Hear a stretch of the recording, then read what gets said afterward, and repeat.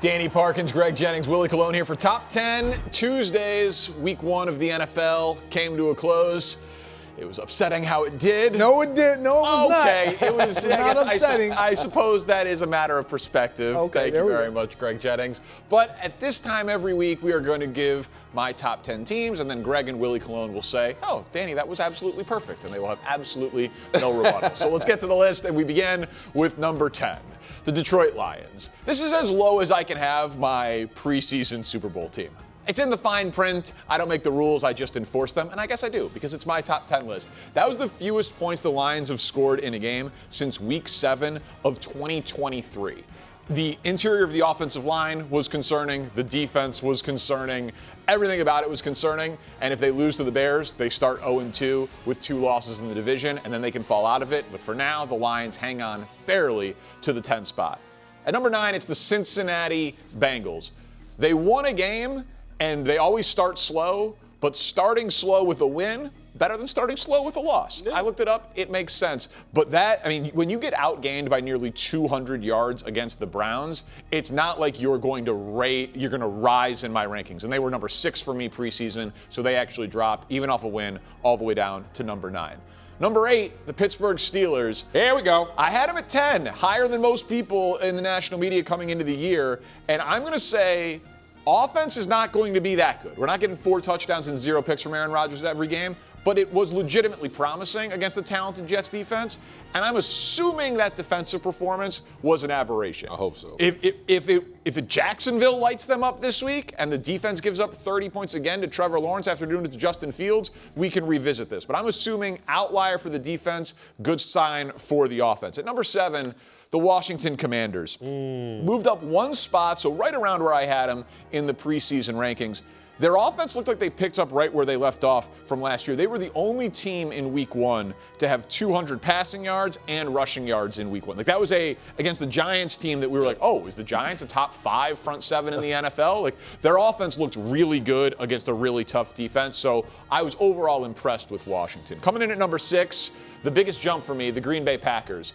Colin had him at 1. That's too much of a week 1 overreaction for me as a guy who had them out of the playoffs. But no team in the NFL made a bigger statement. So this is a huge jump for me from where I had him before the year, which was more of a middle-of-the-pack team. Jordan Love's a streaky player. He started the season on a good streak.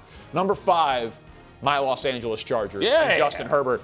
Other than the Packers, the best week 1 showing with what they did on a neutral field against the Chiefs. Justin Herbert's best game of his career, year 2 of Harbaugh. There's really nothing more that needs to be said about this. That was an incredible performance for them in week 1.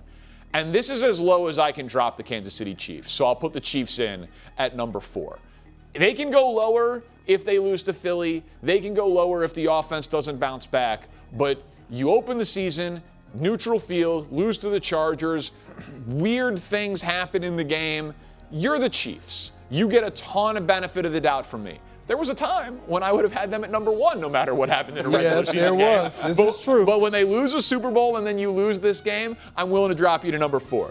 Number 3, the Baltimore Ravens. Because for about 50 minutes, you looked like you were number 1 with a bullet, and then you Baltimore Ravens all over yourself. It was crazy. I mean, Lamar and Henry and Zay Flowers. It is. They Ravens it up. It used to be you Clemson the game away. Now it's you Ravens the game away. I have no idea how they let defeat snatch itself from the jaws of victory, but the Ravens did it again.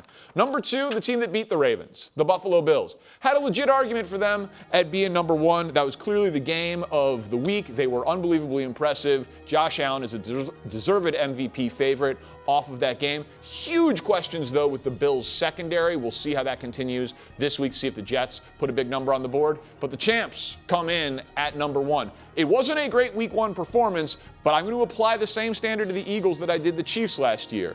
Until the champs lose, I'm not dropping the champs from the 1 spot. So there's my top 10 list on a Top 10 Tuesday. Greg Jennings. Perfection, I assume? Definitely not perfection. Okay. I'm not totally against the list, but I'll highlight the 6th slot.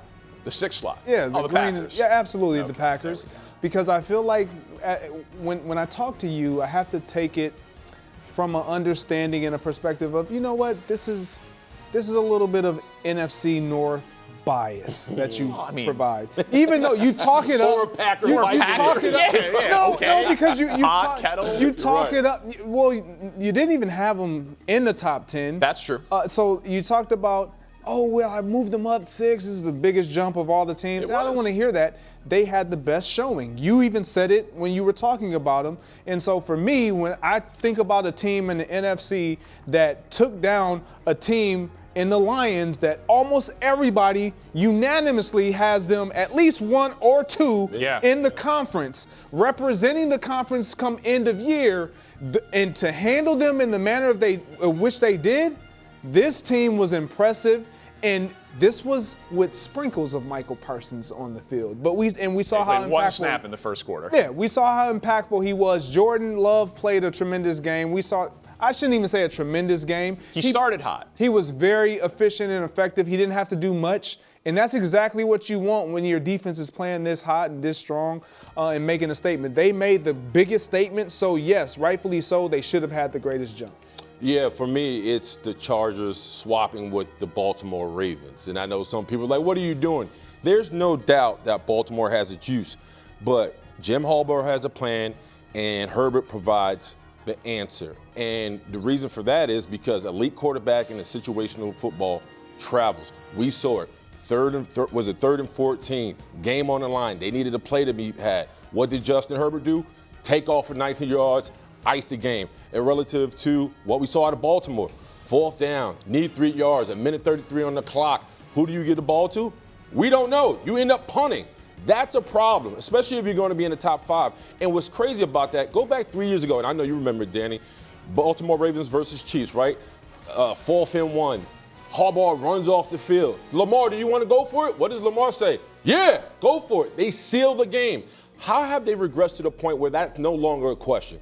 You got your best player, obviously the best quarterback this franchise has ever seen, and you punt. And you give it to a defense, by the way, who's getting cooked by Josh Allen. So I'm disconnected and I'm frustrated because the brand of football that we loved for that many a time, there was a complete disconnect between Lamar Jackson and Harbaugh. And at the end of the day, that's bad. So I'm going with the Chargers in a 3-hole. So I like Herbert. So listen, I respect it. I obviously have been a Justin Herbert guy ever since I first saw him throw a football, and I thought it's a beautiful throwing motion. It's a perfect spiral. I mean, how do you not fall for it? And then he finally has this game. My problem with that is, like, I think the Ravens are better. Yeah. I'm not going to sit here and defend. Overall. Yeah, it's a better roster, better team, more talent.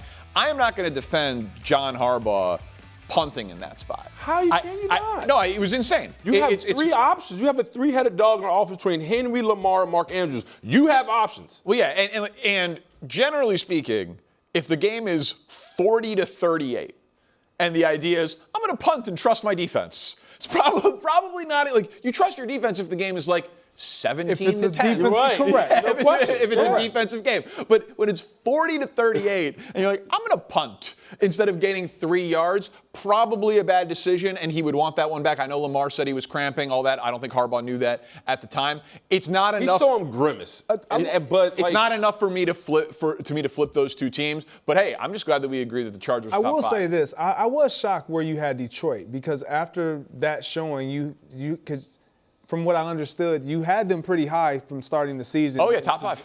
Yeah. They were top 5 on dropped to 10. Yeah, so the Lions thing for me, the Packers traded away Kenny Clark. The Lions came into that game as a running team, and Gibbs and Montgomery couldn't run the ball. Like, that is an alarm bell situation. Like, it's one thing to, like, run into a buzzsaw, Micah Parsons, Jordan Love had a hot game, but you should be able to turn around and hand the ball off. And they couldn't do it.